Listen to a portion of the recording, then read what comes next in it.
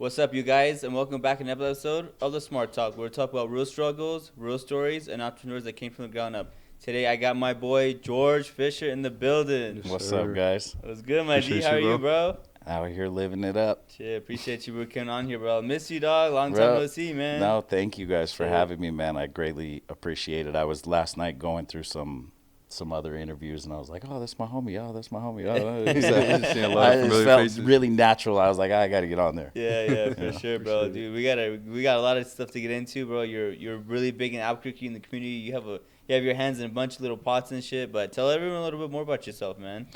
You know, been here 41 years, born and raised Albuquerque, New Mexico.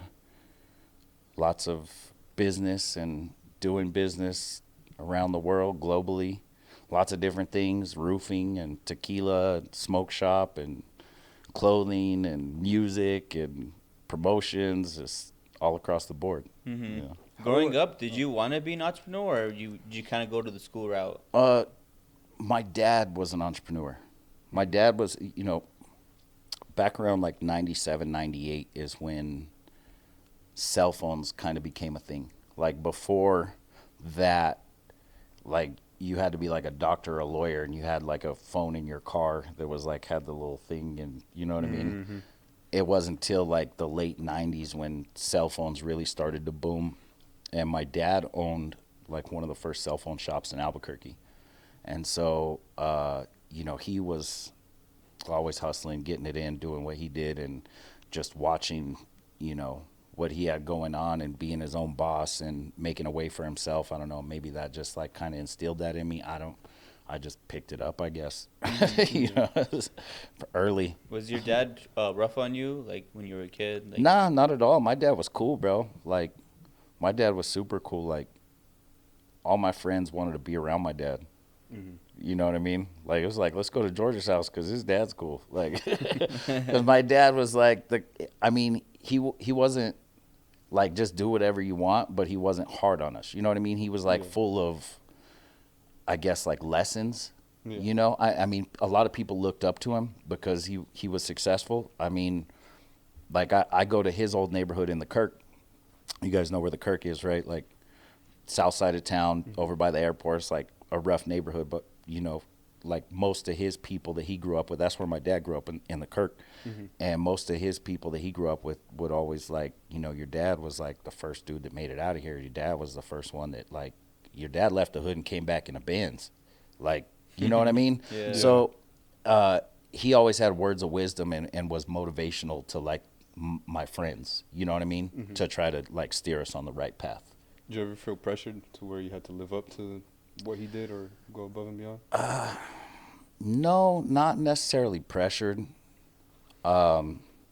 He died in like 13, and I think the pressure probably came after that Mm-hmm. to not necessarily fill his shoes, but he had such a big presence in the community, you know what I mean?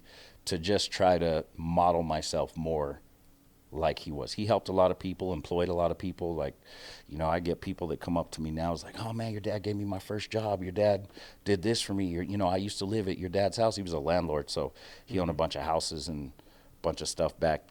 That we're talking like 80s and 90s. You know what I mean? Back then, it wasn't a lot of black people in Albuquerque that were moving around like that. Right. You know what I mean? Mm-hmm. So, I don't think I wouldn't say pressure, but I guess the want to be successful kind of came after he passed. Mm-hmm. Before that, I was just kind of like running around doing whatever, but still making things happen, but not as focused. Yeah. You know what I mean?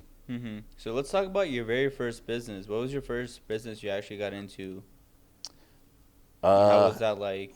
I say Fat Fish Records. Like, we opened a studio out here like 20 years ago, like before people were really doing music like that. Mm-hmm. So that was probably like the first business, making music and CDs and studio time, selling beats. That's why we were just talking about Nike Boy. Shout out to Nike Boy. Like, I remember, like, I won't say I gave him his start, but I believe we were a big motivation for him to do what he's doing now. And I mean, he has a laundry list of people he's produced for, but that really started producing for us, So that was probably the first like entrepreneurial experience for me was the music.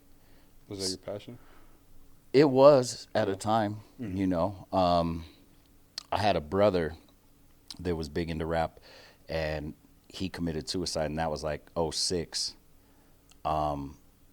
But he was probably a big reason we got into the music. You know, like every kid brother wants to be like their big brother, and he was winning rap competitions and rap battles and super into it. And we kind of came behind him and like streamlined the process. Like it was more like we had a studio, we had a spot, we were selling beats, we were selling studio time, we were actually taking the trips back and forth, Arizona, California, like really giving people the opportunity to make music and like commercialize it. You know what I mean? Mm-hmm. So that was like the first thing we started doing, and it worked.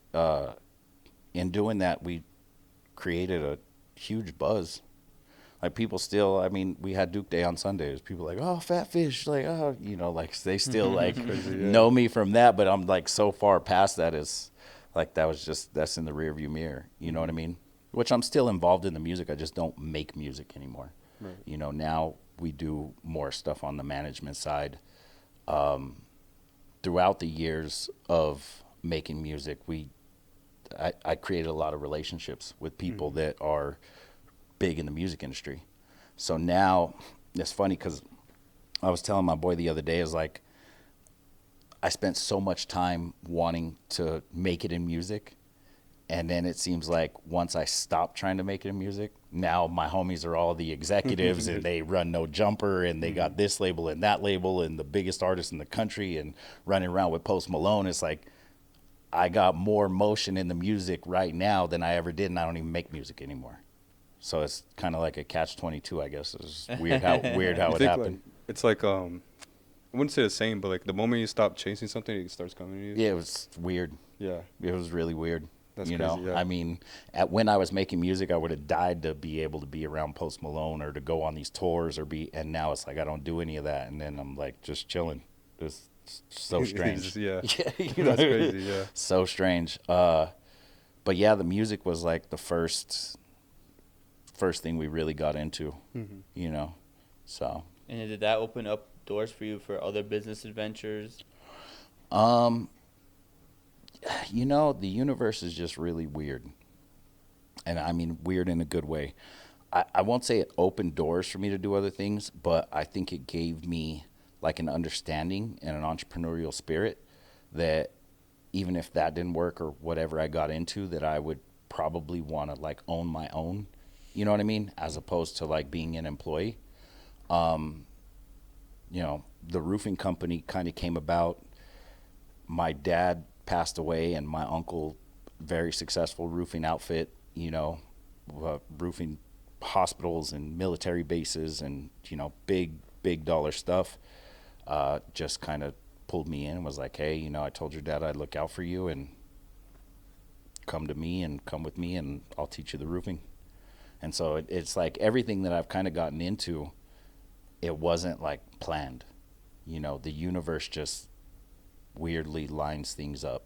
You know, I guess when you're trying to do the right thing and you put your best foot forward and move with positive intention, like good things happen. Mm-hmm. You know, I mean, that's just how it's always worked for me. Mm-hmm. So How do you manage all your business? So why don't you tell everyone like what do you own, bro? Because you own a bunch of shit, dog. Like let's just go down the laundry list, bro. so Duke City Roof Pros and dealers, Smoke and Vape, Oak and Ivy. Hey, by the way, I do real estate, and I've asked a lot of people for quotes, but he gave me the best quote for the roof. So, hey, my boy Yeah. Duke City Roofing, he'll take care of you. Yeah. TPO too. Got you. Yeah. The restaurant, you know, the nightclub, you know, That was Oak and Ivy, right? Oak and Ivy. Ivy. Yeah. Okay. So and we're you guys are relocating, right? relocating from Nob Hill down here to 4th and Central. So, you know, the tequila. I'm also one of the organizers for Breaking Bad Habits, which is a litter campaign, Keep Litter Out, that we run with the state of New Mexico, which I do through Fox Consulting, which is a consulting company that I have that we do some consulting across the board for sports and management and bunch of stuff.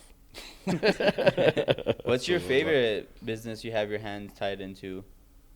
The tequila. Tequila? Tequila's the most fun. I mean, my boss calls me, is like, yo, I need you to be in Paris next week. I'm sending your ticket. I'm like, all right. Yeah. Bro, how did you get into that, bro? Because obviously you were in it with Post Malone, right? So Posty's one of our investors. Our main owners are Dre London, who's managed Post Malone for like the past decade. Okay. And Francisco Gonzalez, who is the president of the National Tequila Association for Mexico. So he's like the head honcho. He's like the biggest when it comes to tequila. So I work for Dre and Francisco, basically. But one of my good friends is Post Malone's DJ. And so over the years, you know, he's just always invited me like, hey, we're going to be over here if you want to pull up. And I just always pulled up. Like the way the universe works, you know what I mean? It was always, I always understood that I needed to be there. I didn't know why, but just the opportunity was there. Like whatever money I had to put together to be there, I had to go. And so, I mean, they invited me all over the world, you know, the UK, London, Australia, all over the country, Texas, California, Arizona. Like they would just, my boy would call me and be like, oh, we're going to be over here, pull up. And I would just somehow make it out there. But after enough pulling up, the tequila company started. And Dre, who was Posty's manager, was just like, you're always pulling up. Like, bro, you want a job? Like, you want to come help us with this tequila thing? And that's how it all happened. And I was like, yeah, okay, what do we got to do, you know? And then next thing you know, I'm flying around the country, opening up new markets, flying to different countries. Just came back, opening Dubai, and open up the UK, open up Switzerland, like just flying all over the world, drinking tequila for fun, professionally. I don't you know what I mean? Yeah. So the way the universe just does what it does, you know what I mean? It's been really weird, but I'm very thankful, you know. God's put me in the right place at the right time, in the right position with the right people. That's for sure. You know, even in town, it's like birds of a feather, you know. I've always believed in that. You got to keep the right people in your circle. You know, my circle, most people that know me out here know who I run around with. I mean, Brian, one of my best friends, owns Integrity. Gerald, you know, Damasio's and Cake and everything else. And most of my friends are successful people, you know. And so I think that's really helped me to kind of focus and try to maintain and be successful myself, for sure. How do you manage all those little, like, different ventures that you... They all manage themselves, really. I mean, I'm not Superman, you know, like, Right. It just works. You know what I mean? It's like Just having the right people around us. having the right people around, you know, the right guys that work for me that can take care of stuff, being able to delegate responsibility. You know, I'm a firm believer in self-duplication, you know, and being able to help my guys understand the way I would do something, the way I would handle a certain situation, or the way, you know what I mean? And if I can help them to understand the way I would do stuff, I feel comfortable knowing that they can handle it without me being there. So it takes a lot, you know. It's not easy, but I mean, nothing in life worth having is easy, for sure. That's true. Yeah. You plan on keeping these businesses for the long haul, or are you kind of like a like build it and flip it type of guy? Well, my uncle made me promise that I'll always do the roofing. So that one I'll probably hold on to. And, you know, I mean, I have bigger dreams and aspirations for a lot of the stuff I do. I'd like to see Dealers Clothing be a global brand. You know, I'd like to see it be 10, 20, 30, $50 million company, which I believe it could. When it gets to that point, maybe I'll sell it. I don't know. You know, Don Londres, obviously, we have a plan to kind of exit the brand when it gets to a certain point. So really just depends, man. I mean, one day I might get burnt out. I also just had a little girl, so whatever I can leave to her or that she's comfortable taking care of, if it's up and running, then if it's working, I'll leave it to her.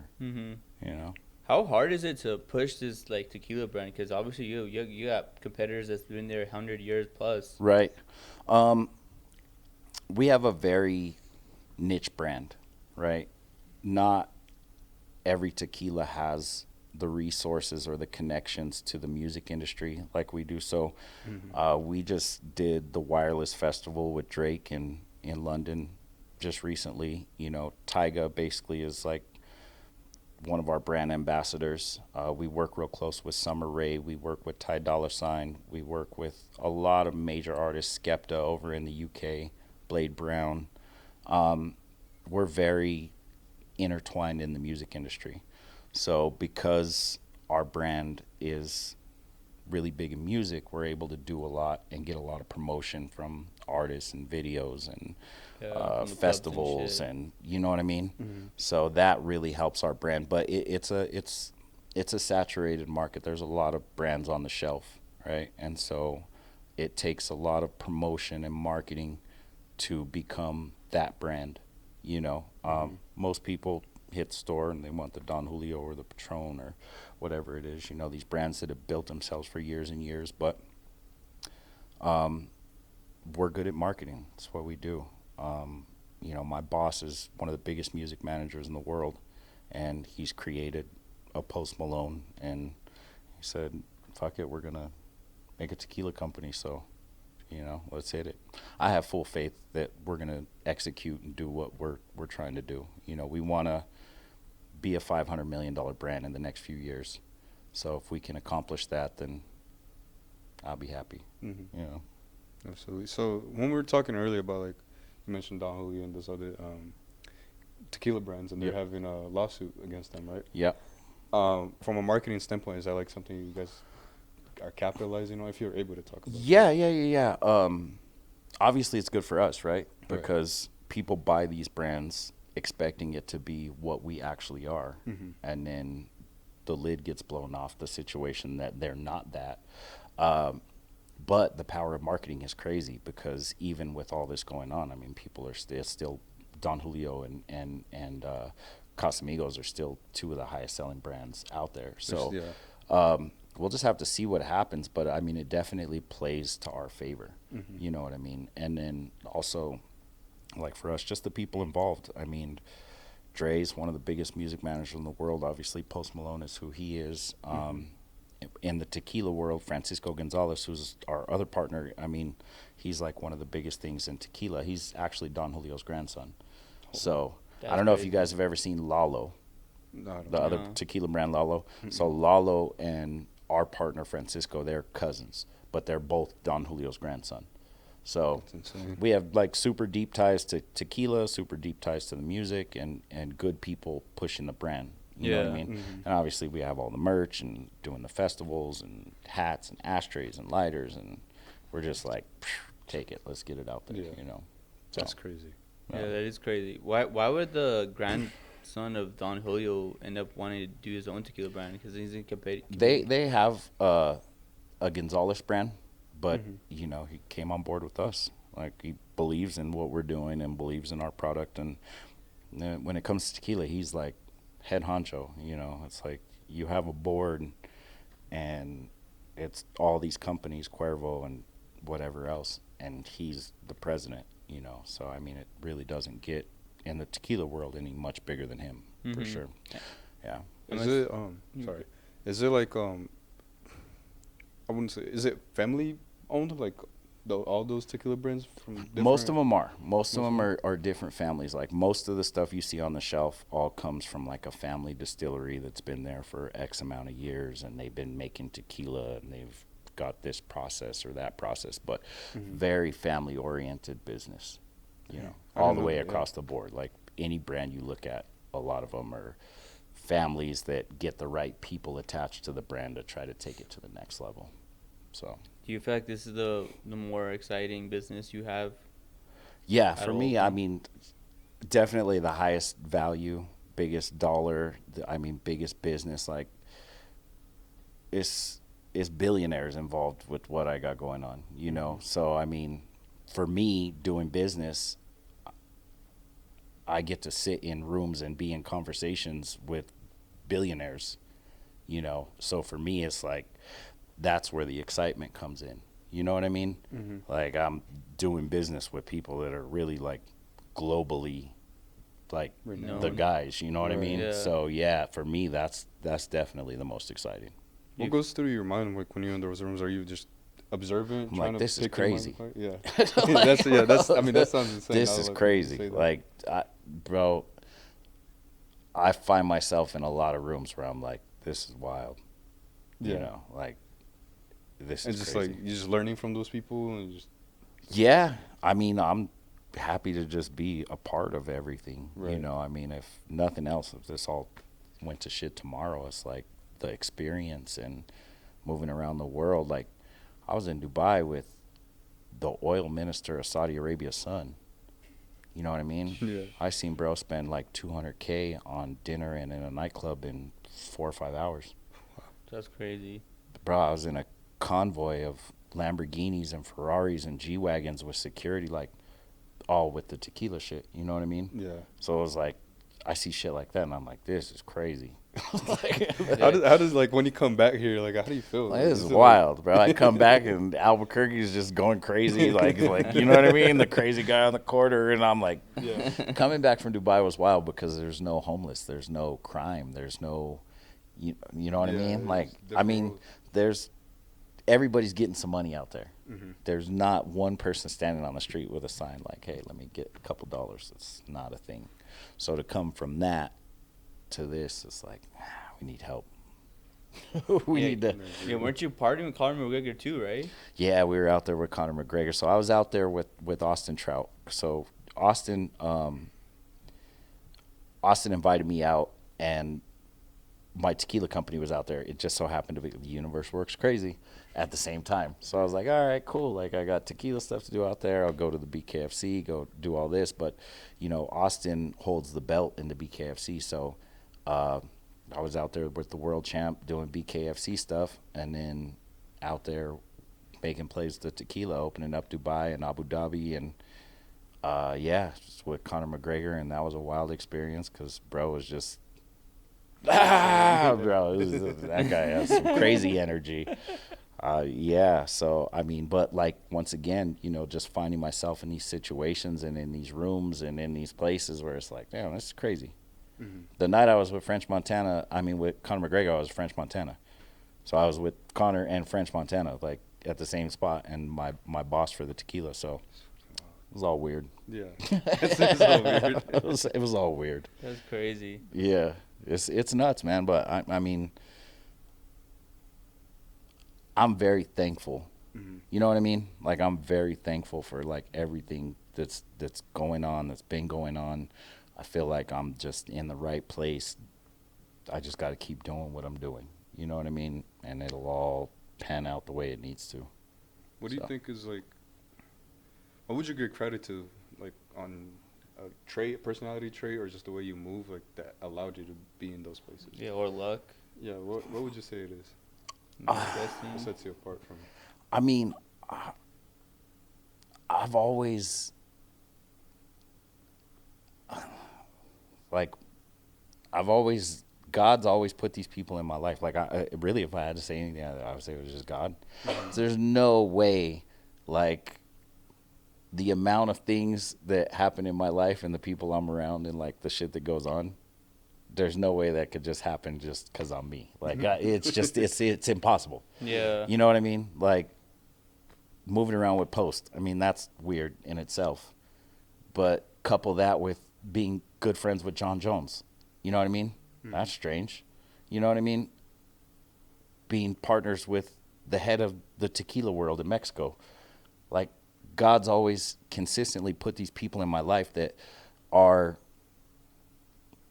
the biggest at what they do. Mm-hmm. You know what I mean? If that makes sense. Like, you look at a Post Malone, that's not just an artist. He's one of the biggest artists in the world. Yeah. And a John Jones, he's not just an MMA fighter. He's the biggest guy in MMA. Yeah. You know what I mean? Or a Francisco Gonzalez. He's one of the biggest people in tequila. Yeah. So God has just consistently like lined me up with just like the biggest in whatever industry or whatever lane. So I don't know. I couldn't say it's like my demeanor or the way I move or luck. Like it's just really been God. Like I really can't accredit it to anything other than that. You know. Is it that way? Is that why you're so humble? Because honestly, like most people in your shoes, they would act super cocky. You know, fucking. You know, I'm be from like Albuquerque. a douchebag, but I grew up like with the kid that didn't really have nothing. You know, even when I had some, like my pops used to take us to Mexico and buy bags of fruit, and he would send me and my brothers out to just hand fruit out to people. This is when I was like 7, 8 years old. You know what I mean? So I always understood, like, no matter what position you're in, like, we're all people. Like, and shit could go bad tomorrow. You can't be a shithead. You know what I mean? Like, you gotta, like, do your part to look out for whoever. Like, you have to. And I think that's just it's what's worked for me, but that's how the world should be, right? Like, we can't just pull out our phone and just laugh and clown on people. Like, you got to lend a helping hand. Like, you have to try to be that person. Because when you're not, that's when shit really gets fucked up. You know what I mean? So, I mean, I try to do my part. Like, we have the Breaking Bad Habits. We go out into the community once a month, feed like 300-400 people, you know, pick up trash. You know, I'm not too good to walk up Central and pick up trash, you know, but I truly believe that in maintaining that and not trying to be this or that is where like the magic happens. And like, you know what I mean? You do good and you be good and you get good. And it all comes full circle. You know what I mean? Yeah. So It's like there's karma and dharma's like, you know what I mean? Yeah. You got to put the right things into the world. If you're out here being a shithead and being cocky and acting like you're better than everybody, what's coming back to you? You know? nothing good. If you're out here trying to help people and, you know, I was like, I'll give you the shirt off my back because I'll go get another shirt. I'm not tripping. You know what I mean? yeah, So, that's good, man. What's one thing you would want people to take out of your podcast as you personally, like what kind of person you are? don't be like me, kids. No, I'm just kidding. Just be a good person, man. Don't be a shithead. You know, we all need a little help sometimes, and no matter what position you're in, if you're way up here or you're way down here, you know, I mean, if you got it, help.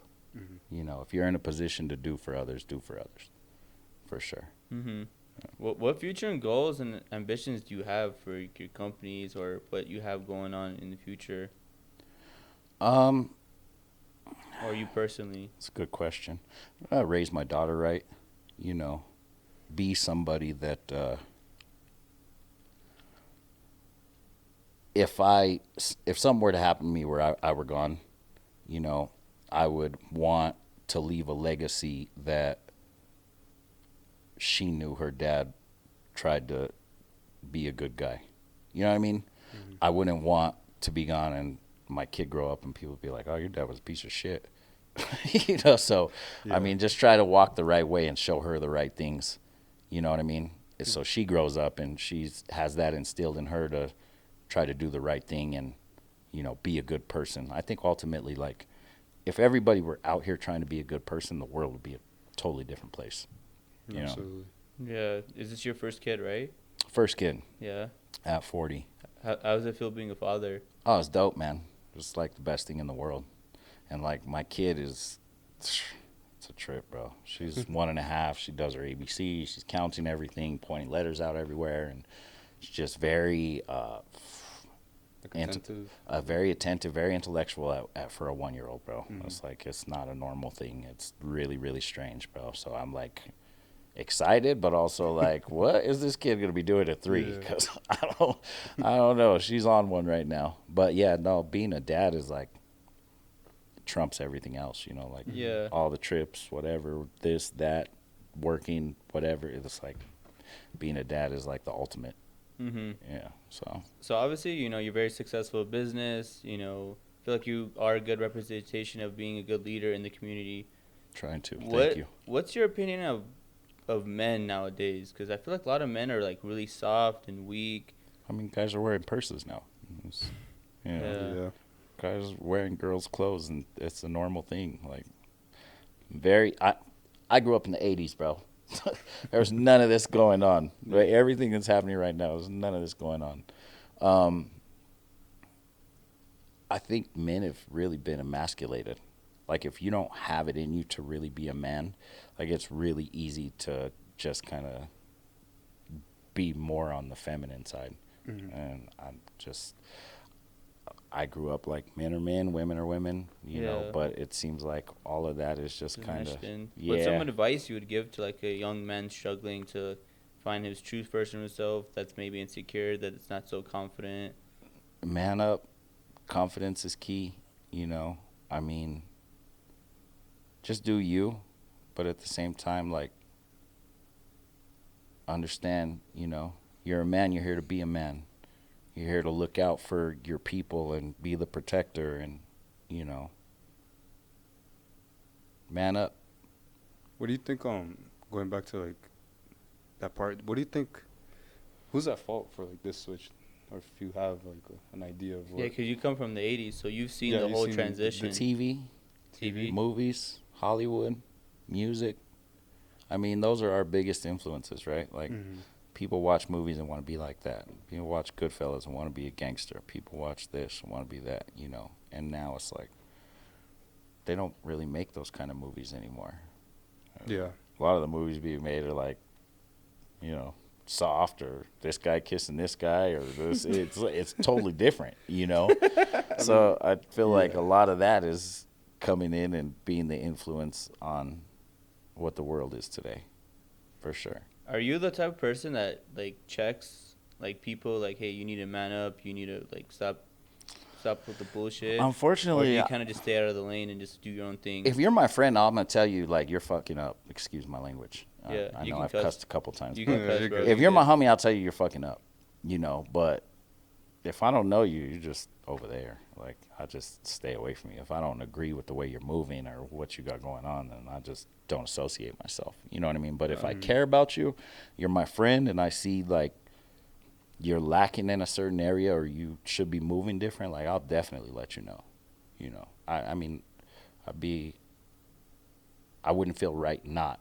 You know what I mean? Yeah. I'm definitely that friend. Like, my friends get mad at me because I'm like, bro, what are you doing? Mm-hmm. You know, and I'm not trying to be like an asshole. I just want to see you be the best version of you. You know what I mean? Mhm. I'm definitely that guy.